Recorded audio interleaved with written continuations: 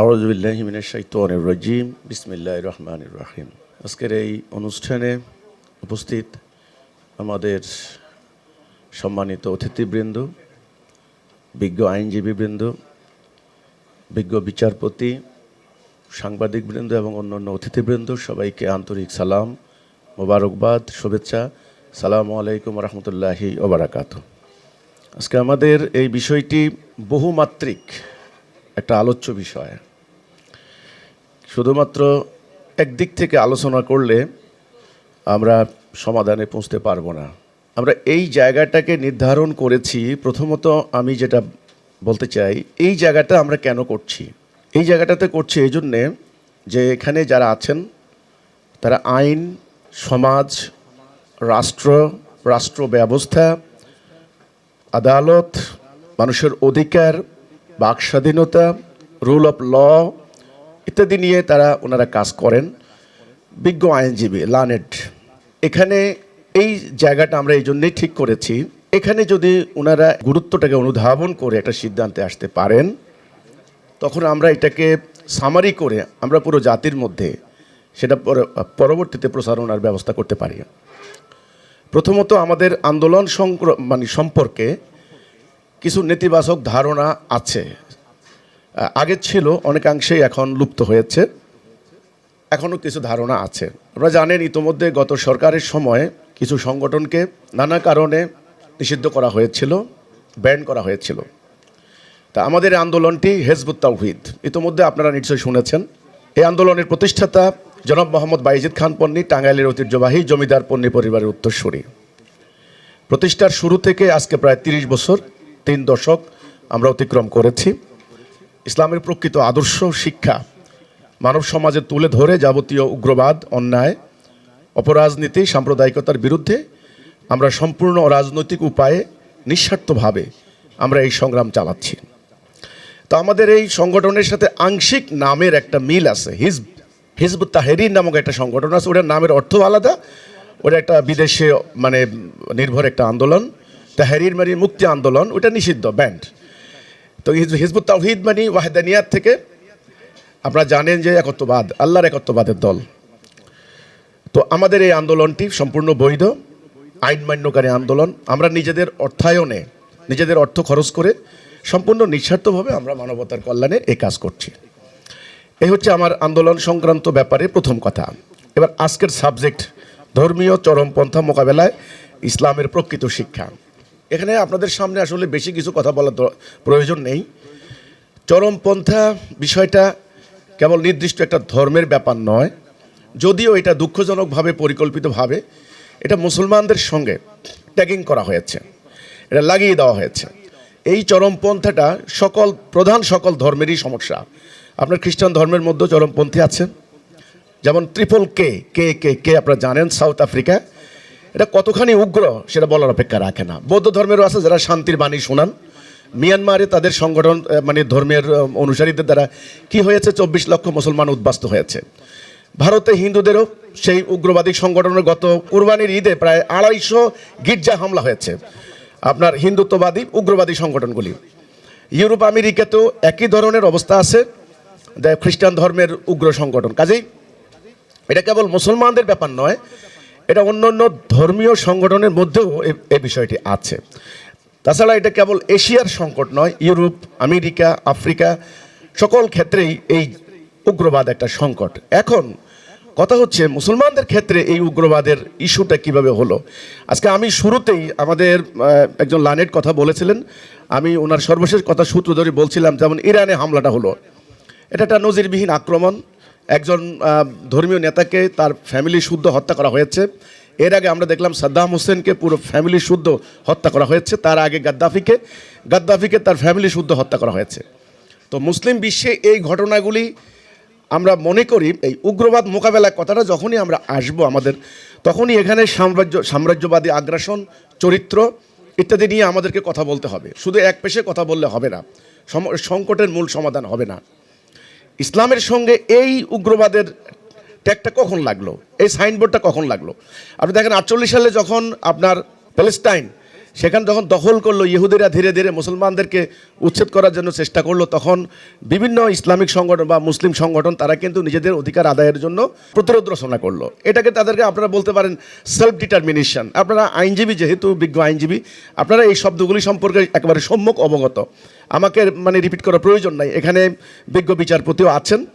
তো কাজেই সেলফ ডিটারমিনেশনে তাদের এটা অংশ, স্বাধিকার আন্দোলন, আত্মরক্ষার আন্দোলন, দেশ রক্ষার আন্দোলন, যেটাকে আমরা বলি স্বাধীনতা যুদ্ধ। তো সেই প্যালেস্টাইনিয়ানদের ফিলিস্তিনি মুসলমানদের প্রতিরোধ আন্দোলনকে তারা নাম দিল সন্ত্রাসবাদী আন্দোলন। এ হলো ওখান থেকে শুরু 48 সাল থেকে। এবার আসেন, যখন রাশিয়াতে হামলা চালানো হলো, প্রথমে আফগানিস্তানে যখন রাশিয়ার সমাজতান্ত্রিক ব্লক অ্যাটাক করলো, তখন দীর্ঘদিন থেকে ঠান্ডা যুদ্ধ চলছিল আমেরিকা এবং রাশিয়ার সাথে। আমেরিকা তাদেরকে পেয়ে গেল কোথায়? আফগানিস্তানের মাটিতে। এবার তাদেরকে প্রতিরোধ করার জন্য পাকিস্তানকে ব্যবহার করা হলো, অস্ত্র দিল, অর্থ দিল, গোয়েন্দা তথ্য দিল। মুজাহিদিন বাহিনী তৈরি করে 80টা সংগঠনকে একত্রিত করে একটা জোট করলো, ইসলামের সেন্টিমেন্টকে সম্পূর্ণরূপে কাজে লাগিয়ে পুরো রাশিয়াকে পরাজিত করলো। সেই ধাক্কায় সোভিয়েত ইউনিয়ন ভেঙে গেল, টুকরা টুকরা হয়ে গেল। এরপরে আমরা দেখলাম যখনই এবার ওর যে অভিঘাতে, ওর যে ফলাফল স্বরূপ যে পরবর্তী সংগঠনগুলি মাথাছাড়া দিল, তাদেরকে এবার উগ্রবাদী জঙ্গি সাব্যস্ত করে সারা ওয়ার্ল্ডে প্রচার চালানো হলো। এখন ওখান থেকে দীক্ষা নিয়ে সারা পৃথিবীতে ছড়িয়ে পড়লো। তা এরপরে টুইন টাওয়ারের হামলার পরে ওয়ার অ্যান্ড টেররের আনুষ্ঠানিক তারা অভিযান শুরু করলো। সারা ওয়ার্ল্ডে ওয়েস্টার্ন মিডিয়াগুলি একজোটে তারা মুসলমানদেরকে টেরোরিস্ট, ফান্ডামেন্টালিস্ট, উগ্র, ফ্যানাটিক এ সমস্ত অভিধায় তারা অভিহিত করা শুরু করলো। এরপরে ইসলাম হচ্ছে সন্ত্রাসের ধর্ম, নাউজুবিল্লাহ। কোরআন, আজকে আমাদের সামনে আমি কোরআন নিয়ে এসেছি, এই জন্য এটা নিয়ে কথা বলবো, কারণ আমাদের সোর্স হচ্ছে এই কোরআন। এই কোরআন সন্ত্রাস শিখায়, এটা আমাদের মন মগজে কিন্তু গেড়ে যাওয়া হয়েছে। এই একচেটিয়া প্রোপাগান্ডা অপপ্রসারের ফলে সারা ইউরোপ, আমেরিকা জুড়ে ইসলামোফোবিয়া সৃষ্টি হয়েছে। এখন আমাদের আজকের যে সংকটটা, যেটা নিয়ে আমরা কথা বলছি, সেটা হচ্ছে এই উগ্রবাদ আসলে কি ইসলামের সংকট? আমি ইসলাম সম্পর্কে শুধু এইটুকু বলতে চাই, আমি বলতে চাচ্ছি ইসলাম হচ্ছে একটা ভারসাম্যপূর্ণ জীবন ব্যবস্থা, ওয়াসাতা এটাকে বলা হয়, ব্যালেন্সড। এখানে যেমন যুদ্ধের কথা আছে, এখানে যেমন কিতালের কথা আছে, এখানে আইন আদালতের কথা আছে, ঠিক তেমনি এখানে আত্মশুদ্ধির কথা আছে, এখানে ন্যায় বিচারের কথা আছে, ভ্রাতৃত্বের কথা আছে, রুহামার কথা আছে, নিজেকে সংযম অবলম্বন করা অর্থাৎ সেলফ কন্ট্রোলের একটা ব্যাপার আছে, যেখানে বলা হয়েছে যে অন্যায়ভাবে একজন মানুষকে হত্যা করলে সমগ্র মানব জাতিকে হত্যার শামিল। কাজেই ইসলাম একটা পূর্ণাঙ্গ জীবন ব্যবস্থা, কমপ্লিট কোড অফ লাইফ। এখানে উগ্রবাদের কোনো জায়গা নাই, এটা হলো তাত্ত্বিক কথা। ইসলাম একটা ভারসাম্যপূর্ণ, ওয়াসাতা, ব্যালেন্সড, দেহ, আত্মা, শরিয়া এবং মারেফত, দুনিয়া এবং আখেরাত, এ দুইয়ের সমন্বয়ে একটা মধ্যপন্থার একটা জীবন ব্যবস্থা। আমরা হাদিসে পাই, নবী করিম সাল্লাল্লাহু আলাইহি সাল্লাম সবসময় বলেছেন তোমরা মধ্যপন্থা অবলম্বন করো, একেবারে চরমপন্থাও না, একেবারে অন্যায় অবিচার থেকে মুখ ফিরিয়ে নিয়ে নির্জীব নিষ্প্রাণ জীবন ধারাও না। তা না হলে ইসলামের জেহাদের নীতি কী হবে? জেহাদ মানেই হলো অন্যায়ের বিরুদ্ধে প্রতিবাদ, সংগ্রাম। তো কাজেই এই উগ্রবাদ, উগ্রপন্থা ইসলামের মধ্যে নাই। এটা কেন আসলো, কিভাবে আসলো, এর অনেক লম্বা হিস্ট্রি। আমি তো বললাম যে একমাত্রিক আলোচনা করলে পূর্ণাঙ্গ সমাধানে আসা যাবে না, আমি সংক্ষেপে শুধু এটুকু বলছি। এখন এটার সমাধান কি? আমরা দেখলাম যে গত ইন্টারিমের টাইমে আপনারা জানেন যে একটা সরকার চলে যাওয়ার পর সেখানে কথা হলো রাষ্ট্রে ব্যাপক একটা সংস্কার হবে, রিফর্ম হবে, রিফর্ম কমিশন করা হলো, কিন্তু রিফর্ম কিন্তু হয়নি। যাই হোক, আমরা কি পেলাম? 600 জায়গায় হামলা হয়েছে, পত্রিকা অফিসে হামলা হয়েছে, বিভিন্ন জায়গায় হামলা হচ্ছে, মাজারে হামলা হচ্ছে। এই হামলাগুলোর পিছনে একটা ধর্মীয় ব্যাখ্যা কাজ করেছে। সারা ওয়ার্ল্ডে এই ধরনের হামলা কিন্তু শুধু আমাদের দেশ আক্রান্ত না, অন্য সমাজও কিন্তু আক্রান্ত। তো আমরা আজকের এই প্রতিবাদ্য বিষয়টা এটা ঠিক করলাম যে আমরা মুসলিম, আমরা তো আর এই অপকর্ম এগুলো দেখে তো আমরা এটা বলতে পারি না যে ইসলাম মিথ্যা, নাউজুবিল্লাহ, কোরআন ঠিক নয়, নবী ভুল, নাউজুবিল্লাহ, ইসলাম ভুল, নবী ভুল, আল্লাহ ভুল। নো, আমরা এটা বলতে পারি যে ইসলাম হক সত্য, কোরআন হক সত্য, আল্লাহ নবী হক সত্য। তাহলে এই উগ্রবাদের মোকাবেলায় আমাদের কি করণীয়? আমাদের সরকারগুলি অতীতে কি করেছেন? তারা শক্তি প্রয়োগ করেছেন, সেনাবাহিনী লাগিয়েছেন, আপনার বুলেট খরচ করেছেন, রিমান্ডে দিয়েছেন, ফাঁসি দিয়েছেন। আমরা বলেছি শক্তি প্রয়োগ করে শুধুমাত্র, শক্তি লাগবে, শুধুমাত্র শক্তি প্রয়োগ করে এই আইডিওলজিক্যাল ওয়ার এটাকে মোকাবেলা করা যাবে না। তাদেরকে একটা কোরআন হাদিসের ভুল ব্যাখ্যা দিয়ে সেদিকে তাদেরকে অনুপ্রাণিত করা হচ্ছে, মোটিভেট করা হচ্ছে। তো তাহলে তাদেরকে ডিমোরালাইজ করার জন্য, ডিমোটিভেটেড করার জন্য, তাদের ভুল ব্যাখ্যার বিপরীতে একটা পাল্টা ideology, counter narrative of ideology বা কাউন্টার ন্যারেশন, তারা যে একটা বিবরণী দিচ্ছে, একটা ব্যাখ্যা দিচ্ছে, একটা বয়ান দিচ্ছে, এটা ভুল, এটা উদ্দেশ্যমূলক, এটা হলো বাড়াবাড়ি, সোজা কথা। এখন এই কাউন্টার ন্যারেটিভটা কীভাবে সম্ভব? সেই কাউন্টার ন্যারেটিভটা দিতে হবে ধর্ম থেকেই, কোরআন থেকেই। আমাদের মধ্যে একটা সুশীল একটা সমাজ আছেন, শিক্ষিত আছেন, ওনারা বলেন কি ভাই আমরা ইসলাম পছন্দ করি না, ইসলামটাকে বাদ দেন ভাই, ধর্ম নিয়ে কথা বলেন না তো, ধর্মটাই খারাপ, ধর্মটাই আমাদেরকে অসহিষ্ণু বানাচ্ছে, ধর্ম বিজ্ঞান বিরোধী, ধর্ম প্রগতি বিরোধী, ধর্ম হচ্ছে যুক্তি বিরোধী, ধর্ম অন্ধত্বের দিকে নিয়ে যায়। ভাই ধর্মের কথা বলেন না ভাই, আমরা মডার্ন শিক্ষিত, আমরা আধুনিক শিক্ষায় শিক্ষিত হয়েছি, এই ধর্মের প্রসঙ্গ বাদ দেন। আমি বিনীতভাবে ওনাদের এই ধরনের কথাবার্তার প্রতিবাদ জানাই এই জন্য যে বিষয়টা হলো ধর্ম থেকে উদ্বুদ্ধ হয়েছে। যেমন ধরেন একটা লোক যদি মনে করা হয়, তাদেরকে বলা হয় যে অমুক কাফের, অমুককে হত্যা করা তোমার ফরজ, প্রেস ক্লাবের সামনে একজন মুফতি প্রকাশ্যে সেই বক্তব্য দিয়েছে, আমি সেই বক্তব্যে বাংলাদেশের এমন কোনো মানুষ নেই এ কথার প্রতিবাদ করেন, কারণ বাংলাদেশে এখন আর অন্যায়ের বিরুদ্ধে প্রতিবাদ কেউ করেন না। কে কখন মবের শিকার হবেন, কার গালে কোন নাস্তিক ট্যাগ লাগিয়ে দেওয়া হবে, কে কোন ফেসিস্ট ট্যাগ লাগিয়ে দেওয়া হবে, এখন ঠিক নাই। কাজে প্রতিবাদ এখন কেউ করেন না। তো আল্লাহর উপর ভরসা রেখে আমি শাহাদাতের প্রেরণায় আমি নেমেছি, আমি যে কোনো অন্যায়ের প্রতিবাদ আমি করার জন্য প্রস্তুত। আজকে আমি ধন্য, আমি আপ্লুত। তো আমার কথা হলো, এই আপনার প্রেস ক্লাবের সামনে দাঁড়িয়ে বলেছে যে আল্লাহ রসুলকে গালি দিলে কোনো কথা নাই, কোরআনের একটা আয়াত উল্লেখ করেছে, এটা কোরআনের আয়াত নয়, একমাত্র আমি প্রতিবাদ করেছি, বলছে কোনো কথা নেই, কল্লা ফেলে দিতে হবে, চাপাটি মারতে হবে, জবাই করে দিতে হবে। এখন কথা হচ্ছে এই, আপনারা জানেন ব্লাসফেমি আইন সম্পর্কে, আপনারা সেগুলো জানেন, পাকিস্তানে সেগুলো হয়েছে, রসুলকে গালি দিলে কল্লা ফেলে দিতে হবে। এখন এই যে কথাটা সে বলল একজন মুফতি, এখন এই কল্লাটা ফালানোর কথা কি কোরআনে বলেছে আদৌ? কোন আয়াতে বলেছে? আচ্ছা, কল্লা ফালানো যদি দরকার হয়, সেখানে একটা বিচারিক প্রক্রিয়া, একটা আইনগত একটা ব্যাপার আছে, একটা বিচার ব্যবস্থা আছে। ইসলাম, নবী করিম সাল্লাল্লাহু আলাইহি ওয়াসাল্লাম যখন রাষ্ট্র কায়েম করলেন, তিনি তখন প্রধান বিচারপতি ছিলেন, তিনি তখন রাষ্ট্রের অধিনায়ক, রাষ্ট্রপ্রধান ছিলেন, ওনার একটা নির্বাহী ক্ষমতা ছিল, তিনি একটা ম্যাজিস্ট্রেসি পাওয়ার তিনি পেয়েছেন, পুরো জাতির তিনি অবিসংবাদিত নেতা হয়েছিলেন। তাহলে একজন জাতির রাষ্ট্রপ্রধান তিনি রাষ্ট্রের নির্বাহী ক্ষমতা বলে যেই অধিকারটা এক্সারসাইজ করতে পারেন, একজন বিচারক, আপনারা আমার আশেপাশে বিচারকরা আছেন, বিজ্ঞ বিচারক, আপনাদের কাছে রাষ্ট্র যখন বিচারের দায়িত্ব দেওয়া হয়, তখন আপনারা যে কাজটা করতে পারেন, আমি যত বড় আইনজীবী হই বা যত বড় আইন বিশেষজ্ঞ হই, যত বড় সংবিধান বিশেষজ্ঞ হই, সে কাজটা আমি করতে পারি না। এটা একটা বিচারিক প্রক্রিয়ার ব্যাপার। তো তাহলে আমার কথা হচ্ছে, এই ধরনের ফতোয়া দেওয়া হচ্ছে, এই ধরনের মোটিভেশন দেওয়া হচ্ছে, সেটা কি? অমুকরে হামলা করো, অমুকরে অ্যাটাক করো ইত্যাদি। এটা হবে জেহাদ, এটা হবে কেতাল। কারণ কোরআনের কেতালের কিছু আয়াত আছে, যে এই আয়াতগুলি কোন সম্পর্কিত, কোন জায়গায় সেটা প্রয়োগ করা হবে। তো তাহলে আমার কথা হচ্ছে এই, আমাদের প্রস্তাব হচ্ছে এই, এর একটা পাল্টা আইডিওলজি লাগবে। সেটা কীরকম আইডিওলজি? যুক্তি, দলিল, তথ্য উপাত্ত দিয়ে প্রমাণ করতে হবে তাদের এই যে কথাগুলি, এগুলি ভুল, তাদের যে এই যে আমল, এই যে কার্যক্রম, এই যে অ্যাক্টিভিটিস, এটা রং, এটা পারভার্টেড, এই পারভার্সন তারা করতে পারেন না, এটা ইসলামের মূল স্পিরিটের অ্যাগেনস্টে। সেটা কি? এক নাম্বার, তাদেরকে প্রথমে কথাটা বলতে হবে যে তুমি যে ইসলামের পেনাল কোডের কথা বলো, এটা একটা রাষ্ট্র ব্যবস্থার ব্যাপার, এটা একটা বিচারিক ব্যবস্থার ব্যাপার, এটা একটা বিচারিক প্রক্রিয়ার ব্যাপার। যেমন ধরেন একটা মানুষ যদি খুন হলো, সেই খুনের বিচারটা কেমন হবে, সেখানে কতগুলি ধাপ আছে আপনারা জানেন, যারা কোরআন সম্পর্কে অভিজ্ঞতা তারাও জানেন। এখানে অনেকগুলি প্রক্রিয়া আছে। যাই হোক, প্রথম স্টেপটা হলো তাকে ক্ষমা করে দাও, যদি পারো ক্ষমা করে দাও, আল্লাহ ক্ষমাশীল। আচ্ছা, যদি ক্ষমা না করো, দিয়াত, রক্তপণ। আচ্ছা, যদি তাও নাও তারপরে তার শাস্তি, সমপরিমাণ শাস্তি, এটার নাম কেসাস। এখন এই কেসাসের বিধানটার জন্য লাগবে একটা রাষ্ট্র ব্যবস্থা। সেই রাষ্ট্রের জনগণ এই বিধানটাকে, সভরেন্টি অফ আল্লাহ, আল্লাহর বিধানটাকে রাষ্ট্রের আইনের মূল বুনিয়াদ হিসেবে নিতে হবে। আমাদের এখানে একটা ডেমোক্রেটিক সিস্টেম, আমাদের রাষ্ট্রীয় নাম হচ্ছে রিপাবলিক, আর রাষ্ট্রের আদর্শিক আমাদের আইডিওলজি হচ্ছে ডেমোক্রেসি। এই রিপাবলিক এবং ডেমোক্রেসি, এই জিনিসগুলো কি সাধারণ মানুষ এগুলি জানে না।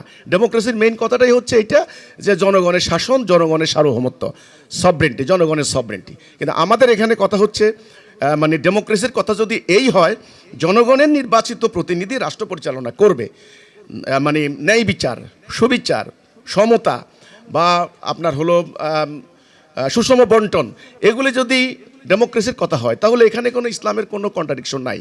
কিন্তু ডেমোক্রেসির কথা যদি এই হয় যে জনগণ ল মেক করবে, জনগণ আইন রচনা করবে, এখানে ইসলামের মূল স্পিরিটের সাথে একটা কন্ট্রাডিকশন করছে। ইসলামের কথা হলো আইন দাতা হচ্ছেন আল্লাহ, হুকুম দাতা হচ্ছেন আল্লাহ। তো কাজেই আমাদের যে প্রথম প্রস্তাব, তাদেরকে এই জিনিসটা বোঝাইতে হবে যে তুমি এই যে জেহাদের কথা বলছো, এই জেহাদের মিনিং হচ্ছে মানুষের কল্লা কাটা না। এই জেহাদের মিনিং হচ্ছে অন্যায়ের বিরুদ্ধে দিন প্রতিষ্ঠার সংগ্রাম। এটা হচ্ছে ব্যাপার। সেটা হবে মানে জান এবং মাল দিয়ে, এর দুনিয়াবি কোনো স্বার্থ থাকবে না। আর তুমি যে কেতালের কথা বলছো, যুদ্ধের কথা বলছো, এই কেতাল মানুষের কল্লা কাটার ব্যাপার না। এটা হলো সশস্ত্র যুদ্ধ হলো রাষ্ট্রীয় অথরিটির একটা ব্যাপার। নবী করিম সাল্লাল্লাহু আলাইহি সাল্লাম যখন রাষ্ট্র কায়েম করলেন, তখন অপরাপর রাষ্ট্রপ্রধানের মতো তিনি চুক্তি করলেন, সন্ধি করলেন, তিনি বন্দি করলেন, বন্দি বিনিময় চুক্তি করলেন, আবার শত্রুদের বিরুদ্ধে তিনি অস্ত্র জোগাড় করলেন। এই যে একজন রাষ্ট্রপ্রধান যে কাজটা করে, ঠিক রাসূল পাক সাল্লাল্লাহু আলাইহি সাল্লাম একজন রাষ্ট্রপতি হিসেবে তিনি যুদ্ধের ঘোষণা দিয়েছেন। এটা ওনার নির্বাহী আদেশ বলে। আল্লাহ রাব্বুল আলামিন কোরআনে এই জন্যই বলেছেন, কুতিবা আলাইকুমুল কিতাল ওয়া কুরহুল লাকুম, তোমাদের জন্য কিতাল ফরজ করে দেওয়া হলো, যদিও তোমরা অপছন্দ করো।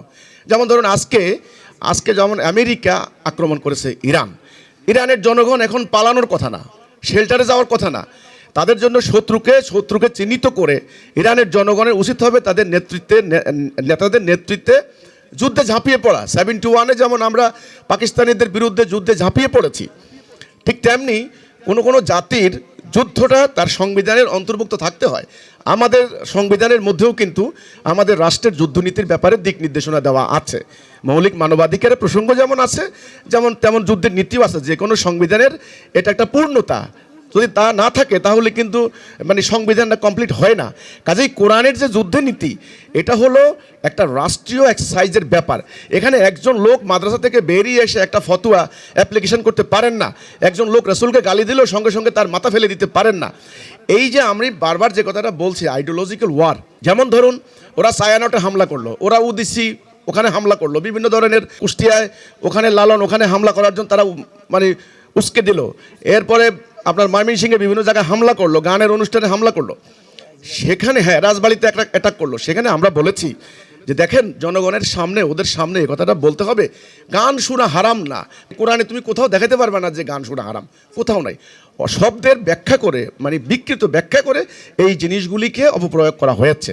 যাই হোক, এখন গান শোনা যে হারাম না, এটাকে যুক্তি দিয়ে, দলিল দিয়ে, প্রমাণ দিয়ে তার সামনে প্রমাণ করতে হবে। তাকে এই কথা বললে হবে না যে হারাম না। তার সামনে একটা আইডিওলজি আছে, সে বলেছে ঘরের তবলা রাখলেও কিন্তু 40 দিনের নফল নামাজ জায়েজ হবে না। আল্লাহ রসুল একবার এক লোকের বাঁশি শুনেছেন, বাঁশির আওয়াজ শুনে তিনি কানে হাত দিয়েছেন। কাজেই বাঁশির আওয়াজ যেখানে হবে সেখানে বাঁশি ভেঙে ফেলো। এই হাদিসগুলি দ্বারা উদ্বুদ্ধ হয়ে ওস্তাদ আলাউদ্দিনের পুরো সঙ্গীতালয় ধ্বংস করে দেওয়া হয়েছে।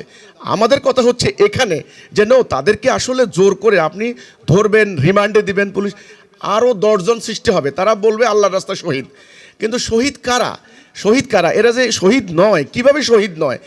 শহীদ হতে হলে কি শর্ত আছে, সেই ব্যাপারগুলি কোরআন থেকে তুলে এনে তাদেরকে প্রমাণ করতে হবে। তাহলে আমি যেটা বলার চেষ্টা করছি, বিজ্ঞ আইনজীবীদের সামনে আজকে শক্তি প্রয়োগ করে এই চেষ্টা করা হচ্ছে যে উগ্রবাদ মোকাবেলা করা হবে, সন্ত্রাসবাদ দমন করা হবে, আপনার ফ্যানাটিজম দমন করা হবে, বা কমিউনালিজম দমন করা হবে।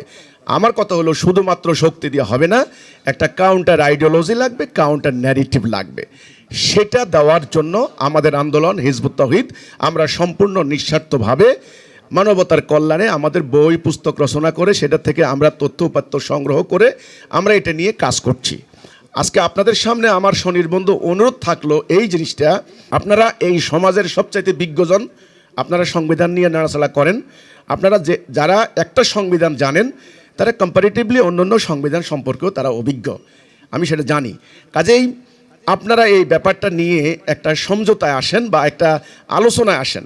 এখানে ত্রুটি বিচ্যুতিগুলি নিয়ে আমাদের যদি কোনো কথা থাকে সেখানেও কথা হবে, এবং প্রয়োজনে আরও অন্যান্য সময় আলোচনা হতে পারে। এখন সংকটটা বৈশ্বিক সংকট, এখান থেকে আমরা ধর্ম নাম্বার 1 ইস্যু, গত নির্বাচনে আপনারা দেখেছেন ধর্ম নাম্বার 1 ইস্যু। সারা দুনিয়ার মানুষ তারা প্রচার চালিয়েছে যে বাংলাদেশে সমগ্র জায়গায় ইসলামাইজেশন হয়ে যাচ্ছে। একটা ভীতি সঞ্চারিত হয়েছিল যে ধর্মের উত্থান ঠেকানো যাচ্ছে না।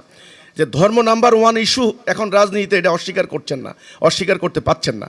তো তাহলে ধর্মকে কি অবজ্ঞা করা যাবে? এটাকে অস্বীকার করা যাবে? অস্বীকার করা যাবে না। কোরআন কিন্তু মানুষের হৃদয় থেকে মুছে দেওয়া যাবে না। মানুষের ভিতরে আল্লাহর রূহ আছে, আল্লাহর প্রতি বিশ্বাস, ফেইথ, ট্রাস্ট, কনফিডেন্স, এটা কিন্তু কেউ কিন্তু মানে ডিলিট করতে পারবেন না। বংশ পরম্পরা আমরা সেটা ধারণ করে এসেছি। তাহলে ধর্মকে অবজ্ঞা করতে পারবেন না, অশ্রদ্ধা করতে পারবেন না, কোরআনকে মুছে দিতে পারবেন না। কোরআনের ওই জেহাদের কেতালের আয়াত, যে আয়াতগুলির মধ্যে বলা আছে, তাদেরকে যেইখানে পাইবে গর্দানে আঘাত করবে, গিরায় গিরায় আঘাত করবে, ওঁত পেতিয়া বসে থাকবে। এই আয়াতগুলির সঠিক ব্যাখ্যা, এক্সপ্লেনেশন আমাদেরকে দিতে হবে।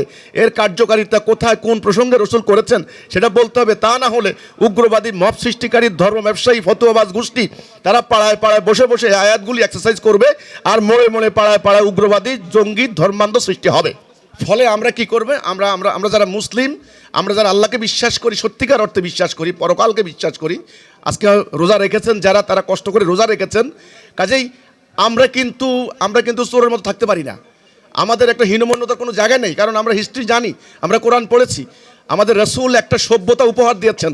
ইসলামে অন্ধত্বের কোনো জায়গা নেই, অবৈজ্ঞানিক কর্মকাণ্ডের জায়গা নেই, অনৈতিক কোনো কর্মকাণ্ডের জায়গা নেই। কোরআন পুরো মানব জাতির জন্য একটা জীবন ব্যবস্থা, একটা জীবন দর্শন। কাজে আমরা এই প্রস্তাবটা করেছি যে প্রথমত উগ্রবাদ মোকাবেলায় নাম্বার ওয়ান একটা কাউন্টার ন্যারেটিভ নিয়ে ফিল্ডে কাজ করতে হবে। নাম্বার টু পুরো উম্মাকে ঐক্যবদ্ধ হতে হবে। দেখেন আজকে 240 কোটি মুসলমান, 31% সারা ওয়ার্ল্ডের 3,22,00,000, যদি আমার ভুল না হয় 3,22,00,000 বর্গ মাইলের 57টি রাষ্ট্র, প্রায় 140টি সমুদ্র বন্দর, আমাদের 70% তেল গ্যাস, যে তেলের জন্য পাগল হয়ে গেছে ডোনাল্ড ট্রাম্প। এই বিপুল সম্পদ, বিপুল জনশক্তির অধিকারী আমরা মুসলমানরা আজকে মার খাচ্ছি। আমি কোনো হেট্রেড বক্তব্য দিচ্ছি না। ইসরায়েল একটা ছোট্ট রাষ্ট্র, মাত্র 27,000 বর্গ মাইলের রাষ্ট্র। মোরা 16টা আরব কান্ট্রি, পুরো 16.5 লক্ষ বর্গ মাইলের, মানে আপনার হলো ইরান 16.5 লক্ষ বর্গ মাইল, 9-10 কোটি ইরানিয়ান। আপনি শিয়া হন সুন্নি হন সেই হিসাবগুলি পরে, বাট এই ভূখণ্ড আজকে গণকবরে পরিণত হচ্ছে।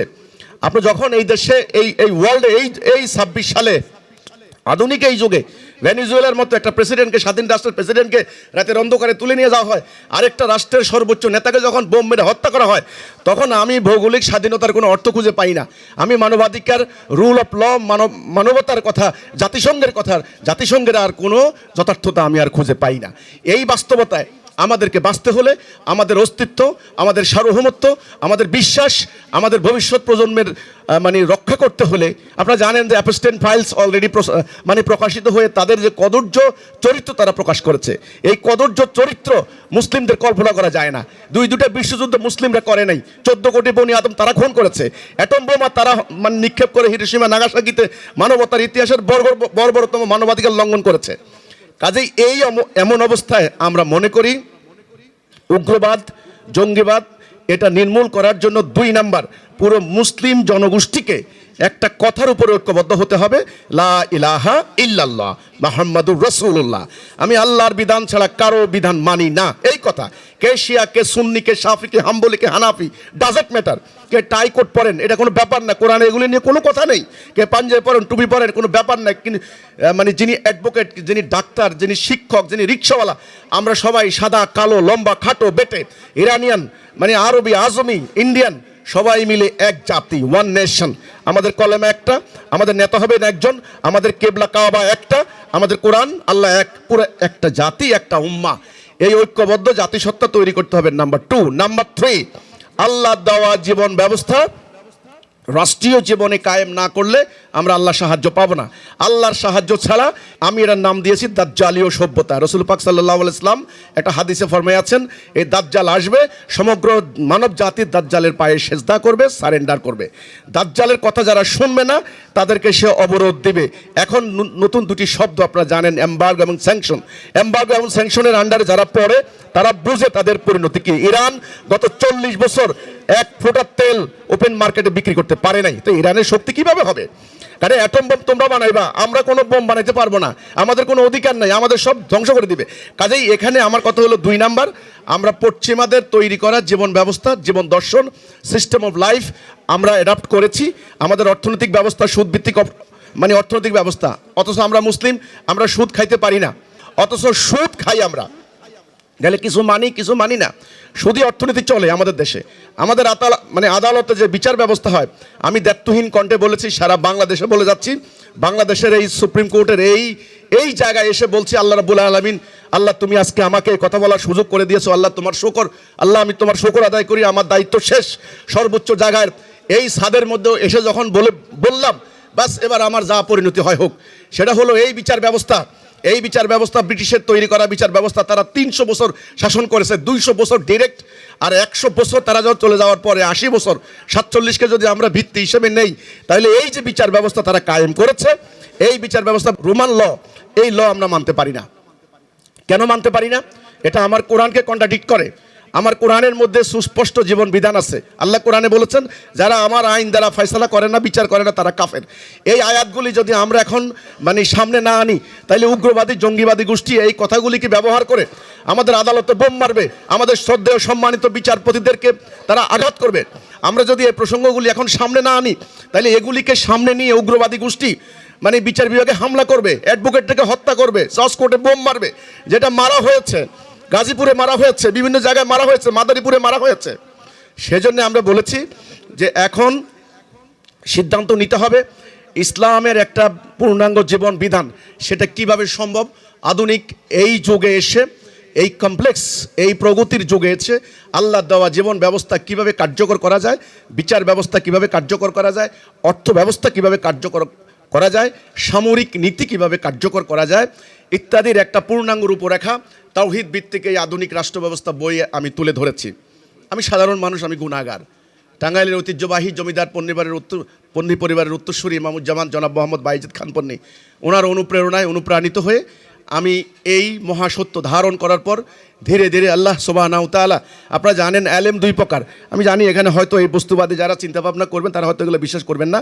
এলেম দুই প্রকার। একটা এলেম হচ্ছে জ্ঞান গবেষণা করে, পড়ালেখা করে, লাইব্রেরিতে অনেক গবেষণা করে একটা এলেম, এটার নাম হলো অর্জিত জ্ঞান। এটা জাতি ধর্ম বর্ণ সবাই মিলে সেটা গ্রহণ করতে পারে। আর একটা এলেম আছে যারা আমরা মোমেন বিশ্বাস করি, সেই এলমের নাম হলো ইলমে লাদুনি বা ইলমুল ইয়াকিন, যেটা আল্লাহ সুবহানাহু ওয়া তাআলা যারা ইমানদার, যারা মোমেন, যারা রাইট ডাইরেকশনে চলতে চায়, যারা মানবতার কল্যাণে দায়িত্বহীন করতে নিজের জীবনের ঝুঁকি মোকাবেলা করে তারা যখন নামতে চায়, তাদেরকে আল্লাহ রাব্বুল আলামিন এই জ্ঞান দান করেন। আপনাদেরকেও সেই জ্ঞানটা আল্লাহ দেবেন। আমরা বলতে চাই দুইটা জ্ঞানকে একত্রিত করে, ইলমে লাদুনি এবং অর্জিত জ্ঞান, এটাকে একত্রিত করে আল্লাহর কোরআনকে ভিত্তি ধরে, আল্লাহ তাওহীদকে ভিত্তি ধরে, আল্লাহ রাসূলের সুন্নাহকে অনুসরণ করে বর্তমান যে জাগতিক, আমি এটা লেখার টাইমে যাই হোক সেই কথা বলার টাইম নেই এখন। আমরা ইউরোপের সংবিধান নিয়ে একটু দেখাশোনা করেছি, আমরা আমেরিকার সংবিধান নিয়ে, ইংল্যান্ডের সংবিধান, আপনারা জানেন ইংল্যান্ডে যদিও লিখিত কোনো সংবিধান নেই, প্রথা চলে, যাই হোক তবুও যা আছে এ পর্যন্ত যত ডিক্লারেশন আছে, এবং আমাদের দেশের পাকিস্তানের আইন, এই সমস্ত কিছু, আমাদের বাংলাদেশের গত সংবিধানের 17 বার সংশোধনী হয়েছে। ইন্টারিম বললেন যে একটা সংস্কার দেন আপনারা, তখন আমরা সংস্কার প্রস্তাব দিয়েছি। আমরা বলেছি যে এই দেশের মানুষের চিন্তা চেতনা ধারণা ধ্যান ইত্যাদির সঙ্গে সঙ্গতি রেখে একটা রাষ্ট্র ব্যবস্থা, একটা জীবন ব্যবস্থা প্রণয়ন আমাদেরকে করতে হবে। যদি আমরা সেটা করতে পারি, তাহলে জনগণের যে একটা কন্ট্রাডিকশন চলছে, জনগণ একদিকে আল্লাহর হুকুম মানতে হচ্ছে, আরদিকে রাষ্ট্রে চলছে ব্রিটিশের আইন, দুইটা আইন মানতে গিয়ে তার মধ্যে কন্ট্রাডিকশন কাজ করছে। এই সুযোগটাই কাজে লাগাচ্ছে উগ্রবাদী গোষ্ঠী। তারা বলছে যে রাষ্ট্রের আইন চলবে কোরআনে, আর তোমার আইন চলবে ব্রিটিশের আইন, তাইলে ব্রিটিশের আইন যারা মানে তারা কাফের, এদেরকে মেরে ফেলো। এই কথার জবাব আপনি কিভাবে দিবেন? আপনি গুলি করবেন? আপনি ফাঁসি দিবেন? আপনি ক্রসফায়ারে দিবেন? তাদের ইমান আরও বাড়বে। বলছে আল্লাহর রাস্তায় শহীদ হয়ে গেছে, সে এখন জান্নাতের বাগানে ঘুরে বেড়াচ্ছে, একটা সবুজ পাখির ভিতরে তার প্রাণ ঘুরে বেড়াচ্ছে।